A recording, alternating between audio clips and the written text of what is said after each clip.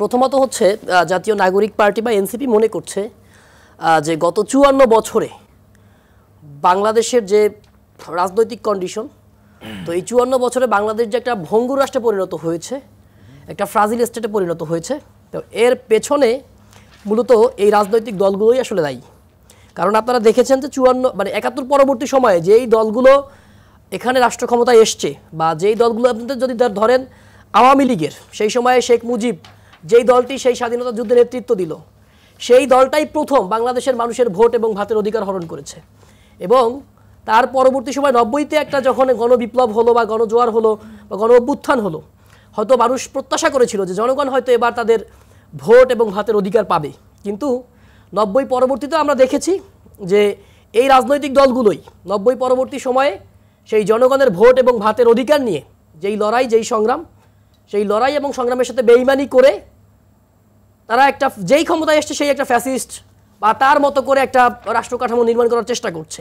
এবং এই রাজনৈতিক দলগুলো সর্বশেষ গত ১৬ বছরে আমরা শেখ হাসিনার আমল যেটা আমরা দেখলাম, যেটা এই জাতির ইতিহাসে সবচেয়ে কলঙ্কিত একটা অধ্যায় বলে আমরা মনে করি।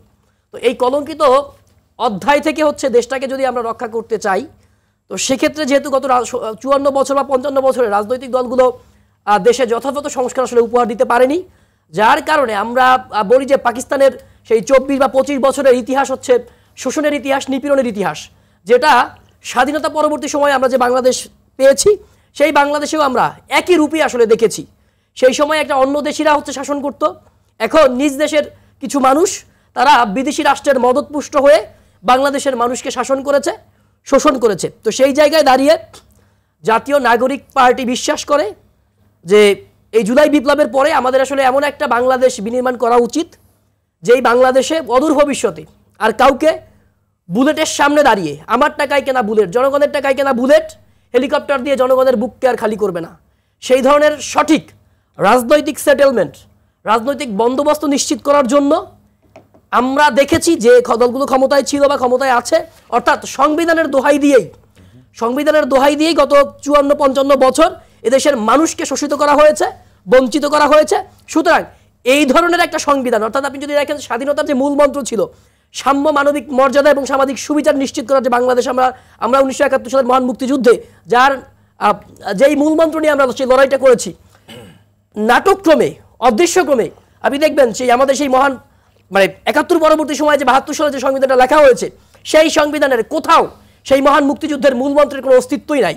অর্থাৎ ভারত থেকে ধার করে নিয়ে এসে এরপরে বাকশালের, আপনি মুজিববাদী বাকশাল, যেটা বাকশালের মূলনীতি এবং এই সংবিধানের মূলনীতি একই মূলনীতি, এবং এই সংবিধানের দোহাই দিয়েই গত ১৬ বছর শেখ হাসিনা এই বাংলাদেশে জুলুমতন্ত্র, ফ্যাসিস্ট রাষ্ট্র ব্যবস্থা কায়েম করেছে। মশিউর রহমান, যে অর্থাৎ ৭২-এর সংবিধান যে প্রেমবেল যেটা আছে, সেখানে তো জনগণ সকল ক্ষমতা উৎসের কথাই বলা হয়েছে, এবং এখানে কোন কোন বিষয়টি আপনার কাছে অর্থাৎ স্বৈরতান্ত্রিক মনে হয়, ধারাগুলো কি মনে হয় আপনার কাছে? দেখুন, প্রথমটা হচ্ছে সংবিধানের যে ৭০ অনুচ্ছেদ, যেটা ৭০ অনুচ্ছেদ দেখেন, সেখানে একজন ব্যক্তি তার যদি মতের বিরুদ্ধেও যায় বা তার যদি মনে হয় যে এই পয়েন্টটা আমার দল ভুল করতেছে বা এইটা জনগণের এগেইনস্টে যাচ্ছে, জনগণের উইনের বিরুদ্ধে যাচ্ছে, সে কিন্তু তার পার্টির এগেইনস্টে ভোট দিতে পারছে না। জনাব মশিউর রহমান এবং অনেকে বলবার চেষ্টা করেছেন যে সংবিধানের একটি চলমান প্রক্রিয়া, এর সংস্কার হতে পারে, সংযোজন হতে পারে, বিযোজন হতে পারে। যেমন ১৭৭৬ সালে যুক্তরাষ্ট্রের যে ডিক্লারেশন অফ ইন্ডিপেন্ডেন্স ফিলাডেলফিয়ায় হয়েছিল, সেখানে তারপরে গৃহযুদ্ধ হলো এবং সংবিধান কিন্তু ছুঁড়ে ফেলা হয় নাই, সেখানে পরিবর্তনগুলো করা হয়েছে।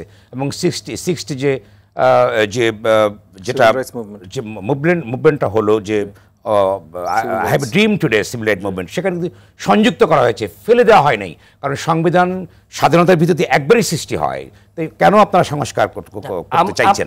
আমাদের পয়েন্টটা ভেরি ক্লিয়ার। আমরা বলছি যে পৃথিবীর ইতিহাসে বিভিন্ন দেশে আছে যেখানে সেকেন্ড রিপাবলিক প্রতিষ্ঠিত হয়েছে, এবং আমরা মনে করছি আসলে এই সমস্ত সমস্যার মূলেই হচ্ছে এই সংবিধানটা। সুতরাং এই সংবিধানটার আমরা যদি পরিবর্তন করতে না পারি, এই সংবিধানটা যদি বাতিল করতে না পারি, আমাদের কাছে মনে হচ্ছে যে এই সংবিধানের দোহাই দিয়েই আগামীর রাষ্ট্রে আবারও একটা ফ্যাসিবাদী ব্যবস্থার উত্থান হবে। এবং আপনারা দেখেছেন ৫ই আগস্টের পরে, অর্থাৎ যেই চাঁদাবাজি ছিল সেই সেম চাঁদাবাজি এখনো আছে, যেই প্রতিষ্ঠানগুলো যেভাবে আগে গ্রাস করা হইতো এখনো সেই সেম সিস্টেমে প্রতিষ্ঠানগুলো গ্রাস করা হচ্ছে। এবং সবই আসলে আগের মতোই চলছে, যা হচ্ছে মুখগুলো পরিবর্তন করা হয়েছে। তো সেখানে আসলে আমরা বিশ্বাস করতে চাই বা আমরা বলতে চাচ্ছি যে আমরা যাচ্ছি পুরো system, we will change the whole scenario of Bangladesh. যদি এটা করতে না পারি, অর্থাৎ পুরো সিস্টেমটাকে যদি আমরা উল্টে দিতে না পারি, তাহলে এই আচ্ছা, সর্বশেষ প্রশ্ন, পুরো সিস্টেমটা আপনারা কিভাবে উল্টাবেন? ডেমোক্রেটিক প্রসেসের বাইরে কি করার আছে? না না, আমরা ডেমোক্রেটিক প্রসেসেই করতে চাচ্ছি। আমরা যাচ্ছি গণপরিষদ নির্বাচনের মধ্য দিয়ে এই যে সংবিধান সংস্কারের যে প্রস্তাব এই কমিশনগুলো দিয়েছে, এই কমিশনগুলোর যে প্রস্তাবগুলো আছে সেটাকে একটা মূল্যায়ন করে।